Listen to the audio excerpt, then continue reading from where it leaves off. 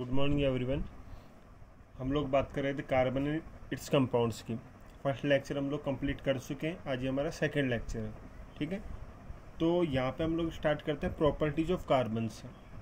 तो properties of carbon की हम लोग बात करें तो carbon large number of chemical species produce करता है।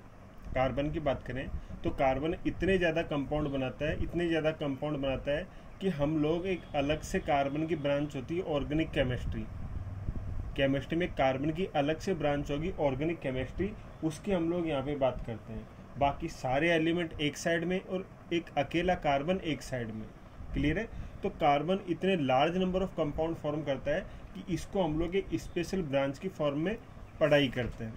ठीक है, तो अब बात ये होती है कि carbon large number of compound क्यों फॉर्म करता है। तो उसके लिए दो प्रॉपर्टी रिस्पॉन्सिबल होती हैं, एक तो कैटिनेशन और सेकंड होती है टेट्रावैलेंसी। आपके एग्जाम में भी कई बार क्वेश्चन आता है कि carbon form large number of compounds give reason, या फिर ये आ जाए कि which properties are responsible for versatile nature of carbon. तो उन दोनों ही कंडीशन में आपको दो टाइप की प्रॉपर्टीज बतानी है, फर्स्ट आपकी कैटिनेशन और सेकंड आपकी टेट्रावैलेंसी।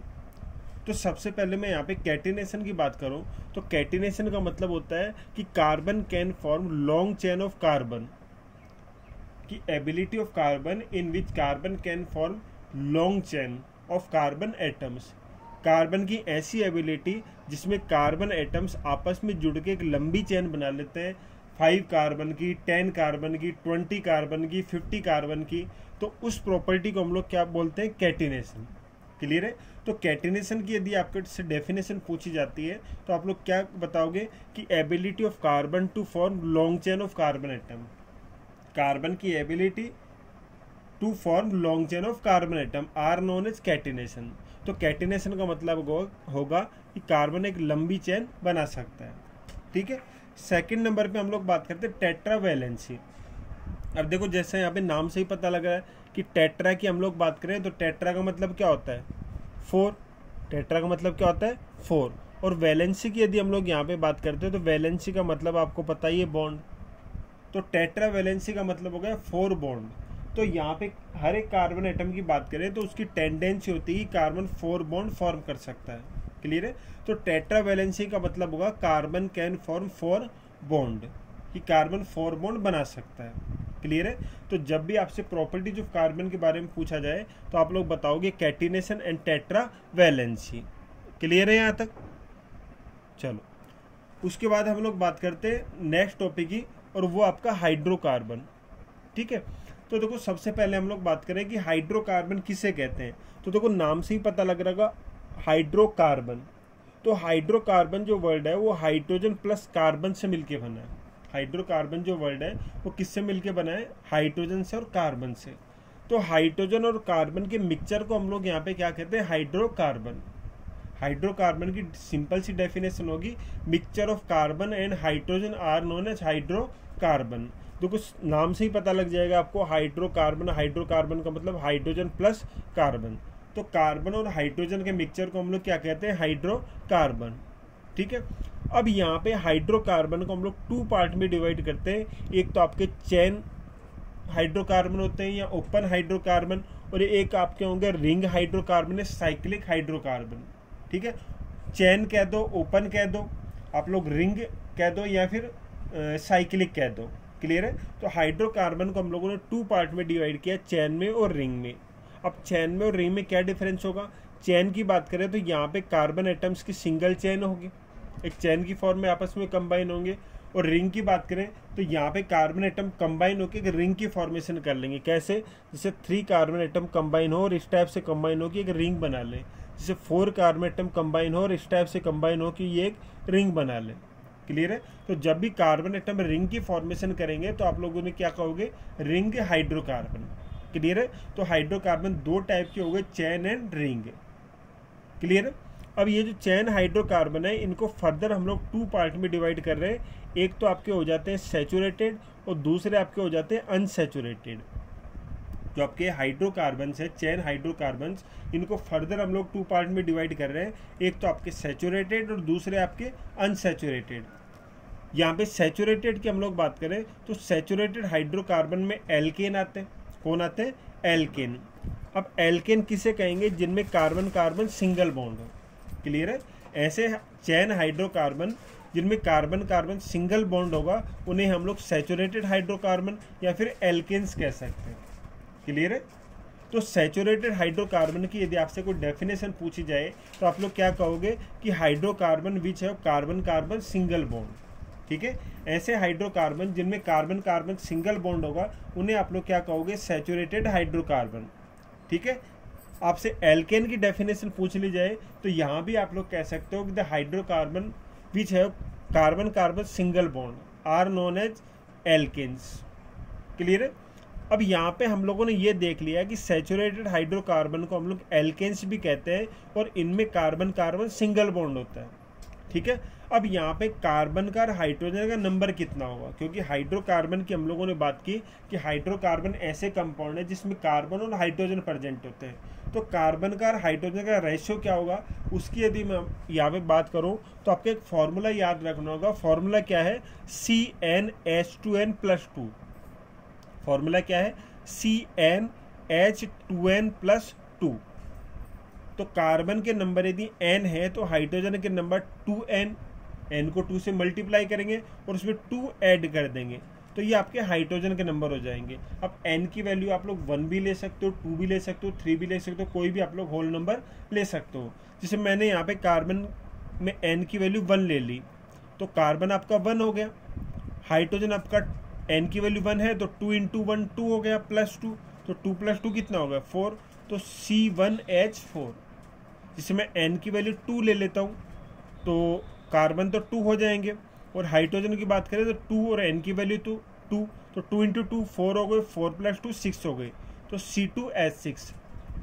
जैसे मैं n की वैल्यू 3 ले लेता हूँ तो C3H आपके 2 × 3, तो 2 × 3 6 हो गए, +2 8, तो C3H8। ये मैंने C3H8 लिख दिया। क्लियर है? तो ये आपका एल्केन का फॉर्मूला है और इस रेशियो में यदि कार्बन और हाइड्रोजन आते हैं तो उन्हें आप लोग क्या कह दोगे? एल्केन। क्लियर है? तो इस फॉर्मूले की हेल्प से हम लोग चेक कर लेंगे कि जो भी आपको हाइड्रोकार्बन दिया गया है वो एल्केन है या नहीं है। ठीक है? जो दूसरे टाइप के आपके चैन हाइड्रोकार्बन्स थे वो आपके थे अनसैचुरेटेड हाइड्रोकार्बन। अब अनसैचुरेटेड हाइड्रोकार्बन की मैं यहाँ पे बात करूँ तो unsaturated hydrocarbon are those hydrocarbons which have carbon carbon double bond और कार्बन कार्बन ट्रिपल बॉन्ड। ऐसे हाइड्रोकार्बन जिनमें कार्बन कार्बन एटम के बीच में कोई भी 1 2 या कितने भी हो डबल बॉन्ड हो कार्बन कार्बन या फिर कार्बन कार्बन ट्रिपल बॉन्ड हो, कम से कम एक होना चाहिए, उससे ज़्यादा कितने भी हो सकते। तो किसी भी हाइड्रोकार्बन में यदि कार्बन कार्बन के बीच में डबल बॉन्ड आ रहा है, कार्बन कार्बन के बीच में ट्रिपल बॉन्ड आ रहा है, तो उस कंडीशन में हम लोग क्या कहेंगे? Unsaturated hydrocarbon. क्लियर है?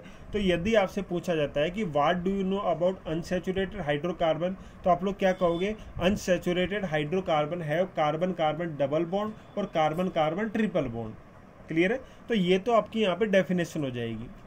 उसके बाद हम लोग बात करते हैं एल्कीन की, कि जो आपके अनसैचुरेटेड हाइड्रोकार्बन है वो 2 टाइप के हो सकते हैं, कार्बन कार्बन डबल बॉन्ड या कार्बन कार्बन ट्रिपल बॉन्ड। तो जो कार्बन कार्बन डबल बॉन्ड होता है उसको तो हम लोग बोलते हैं एल्कीन। ऐसे अनसैचुरेटेड हाइड्रोकार्बन को क्या कहेंगे? एल्कीन। और जहाँ पे कार्बन कार्बन ट्रिपल बॉन्ड होगा उन्हें हम लोग क्या नाम दे देंगे? एल्काइन। तो एक आपके एल्कीन होते हैं, एक आपके एल्काइन होते हैं। तो कार्बन कार्बन डबल बॉन्ड के केस में हम लोग एल्कीन बोल रहे हैं और यहाँ पे जो फॉर्मूला होता है कार्बन और हाइड्रोजन के लिए वो CnH2n होगा। अभी पिछले फॉर्मूले में CnH2n+2 था, लेकिन जब भी कार्बन कार्बन डबल बॉन्ड होगा तो जैसे ही एक बॉन्ड आता है 2 हाइड्रोजन हट जाएंगे। एक बॉन्ड किसको रिप्रेजेंट करेगा? 2 हाइड्रोजन को। तो जब भी एक बॉन्ड बढ़ जाएगा तो 2 हाइड्रोजन घट जाएंगे। तो यहाँ पे एक बॉन्ड बढ़ गया, डबल बॉन्ड हो गए, तो 2 हाइड्रोजन आपको हटाने हैं। तो CnH2n+2 था तो 2 हम लोग हटा देंगे, क्या लिखेंगे? CnH2n। तो ये आपका फॉर्मूला हो जाएगा किसके लिए? एल्कीन्स के लिए। ठीक है? तो एल्कीन्स का ये फॉर्मूला हो गया। अब n की वैल्यू आप लोग 1 2 3 4 जो भी आपकी इच्छा हो वो ले सकते हो। ठीक है? लेकिन यहाँ पे नेसेसरी कंडीशन मैंने क्या बताई है आप लोगों को कि कार्बन कार्बन के बीच में डबल बॉन्ड होना चाहिए। अब कार्बन कार्बन के बीच में डबल बॉन्ड होने के लिए कम से कम 2 कार्बन एटम तो होने चाहिए। भाई यहाँ पे कार्बन कार्बन के बीच में सिंगल बॉन्ड था, अब एक कार्बन भी होगा तो सिंगल बॉन्ड ही बनाएगा दूसरे के साथ। तो यहाँ पे हम लोग बात कर रहे हैं तो यहाँ पे कम से कम 2 कार्बन होने चाहिए। एल्कीन यदि आप लोग बनाना चाहते हो तो कम से कम 2 कार्बन होने चाहिए, क्योंकि यहाँ पे आपको कार्बन कार्बन के बीच में डबल बॉन्ड देखना है। तो n की वैल्यू हम लोग 2 से स्टार्ट करेंगे, ठीक है। तो n की वैल्यू 2 तो h डबल होगा, तो 2 का डबल कितना हो जाएगा 4। n की वैल्यू यदि आप लोग 3 लेते हो तो h की वैल्यू 2n डबल हो जाएगी 6। n की वैल्यू आप लोग 4 लेते हो तो h की वैल्यू डबल 8 हो जाएगी। तो इस टाइप से आप लोग एल्किन्स बना सकते हो। फॉर्मूला आपको पता है CnH2n। तो इस फॉर्मूले की हेल्प से आप लोग 2 कार्बन के, 3 कार्बन के, 4 कार्बन के, जितने भी आपकी इच्छा हो उतने कार्बन के आप लोग एल्किन बना सकते हो। नेक्स्ट टाइप जो है सेकेंड टाइप अनसैचुरेटेड हाइड्रोकार्बन्स का, वो आपका एल्काइंस, ठीक है। एल्काइंस क्या होते हैं? जब कार्बन कार्बन ट्रिपल बॉन्ड होगा तो हम लोग क्या कहेंगे एल्काइन, उस कंडीशन में क्या कह देंगे एल्काइन। और मैंने आपको बताया था कि जैसे एक बॉन्ड बढ़ता है 2 हाइड्रोजन आप लोग रिमूव कर देते हो। तो अभी आप लोगों ने डबल बॉन्ड में लिखा था CnH2n। तो एल्काइन के फॉर्मूला की बात करें तो ये क्या हो जाएगा CnH2n, 2 हाइड्रोजन और हटाने आपको तो -2 कर दोगे, ठीक है। CnH2n -2 क्यों किया -2? क्योंकि एक बॉन्ड आप लोगों ने और बढ़ा दिया। तो पहले सिंगल बॉन्ड था तो H2n +2 था, डबल बॉन्ड आया तो 2 हाइड्रोजन हटा दिए तो CnH2n हो गया। ट्रिपल बॉन्ड आया तो 2 हाइड्रोजन और हटाओगे तो CnH2n -2 कर दोगे। यहाँ तक कोई दिक्कत नहीं है। अब देखो n की वैल्यू यदि आप लोग 2 लेते हो तो C2 और S2n तो 2 × 2 4 -2 2। n की वैल्यू 3 लेते हो तो 3 × 2 6 6 -2 4 तो C3H4। n की वैल्यू आप लोग 4 लेते हो तो H 4 × 2 8 -2 6 तो C4H6। तो इस टाइप से आप लोग एल्किन्स के यहाँ पे फॉर्मूले बना सकते हो। क्लियर है? तो ये तो हो गए आपके एल्केन, एल्किन और एल्काइन। आपको याद कैसे रखना है? इंग्लिश में आपके वोवल्स होते हैं A, E, I, O, U, इस टाइप से। तो देखो यहाँ पे भी ऐसा ही है, एल्केन A आ रहा है, एल्किन E आ रहा है और एल्काइन Y आ रहा है। तो जो आपके इंग्लिश में वोवल्स होते हैं उसी टाइप से आपको याद रखना है। Alkane carbon carbon single bond, alkene carbon carbon double bond, alkyne carbon carbon triple bond. Formula की बात करें तो CnH2n +2, उसके बाद 2 हाइड्रोजन हटाने एल्किन के लिए, फिर 2 हाइड्रोजन हटाने एल्काइन के लिए। तो आई थिंक यहाँ तक आप लोगों को कोई दिक्कत नहीं होगी। दूसरी साइड हम लोग बात करते हैं रिंग हाइड्रोकार्बन की या साइक्लिक हाइड्रोकार्बन की। तो इसमें मैंने आपको बताया था कि यहाँ पे कार्बन की रिंग होगी, कार्बन एटम्स की क्या होगी रिंग होगी। वो कम से कम रिंग बनाने के लिए आपको 3 कार्बन चाहिए। अब उससे ज़्यादा आप लोग 4, 5, 6, 7, 8 जितने भी आप लोग लेना चाहो ले सकते हो। तो यहाँ पे मैंने 3 कार्बन की रिंग बनाई, 4 कार्बन की रिंग बनाई। तो जैसे 4 कार्बन की ring CH2 CH2 CH2 CH2, 5 carbon की ring CH2 CH2 CH2 CH2 CH2। अब देखो यहाँ पे मैंने CH2 क्यों लिखा है? जैसे यहाँ पे तो मैंने 4 कार्बन लिख दिए, यहाँ पे H2 क्यों लिखा है? तो आपको पता है कि कार्बन 4 बॉन्ड बनाता है। तो जैसे इस कार्बन की बात करें तो 2 बॉन्ड ये बना चुका है, बाकी 2 बॉन्ड और बनाने हैं। तो 2 बॉन्ड हमें किसके साथ बनाने? हाइड्रोजन के साथ। तो कितने हाइड्रोजन जुड़ जाएंगे? 2 बॉन्ड बना चुका है, 2 और बनाएगा तो 2 हाइड्रोजन के साथ जुड़ जाएगा। यहाँ भी 2 बॉन्ड बना चुका है, 2 बॉन्ड और बनाएगा, 2 हाइड्रोजन के साथ जुड़ जाएगा। तो इस टाइप से हम लोग CH2 लिख रहे हैं यहाँ पे। जैसे 5 कार्बन हो तो CH2 CH2 CH2 CH2 CH2। ये जो आपका फॉर्मूला है रिंग के लिए वो किसके साथ मैच करता है? एल्किन्स के साथ। ये जो आपके सैचुरेटेड रिंग कंपाउंड है, सैचुरेटेड साइक्लिक हाइड्रोकार्बन है, उनका फॉर्मूला एल्किन के साथ मैच कर रहा है। ठीक है। एक रिंग कंपाउंड आपका आता है बेंजीन। एक रिंग कंपाउंड क्या आता है? बेंजीन। ये कई बार आपसे पूछ लिया जाता है कि बेंजीन कैसी होती है, स्ट्रक्चर वगैरह पूछ ली जाती है। तो बेंजीन के फॉर्मूले की बात करूँ तो फॉर्मूला तो होता है C6H6। फॉर्मूला क्या होता है? C6H6। और इस टाइप से आपको 6 कार्बन की एक रिंग बनानी है और एक छोड़ के एक डबल बॉन्ड लिखना है।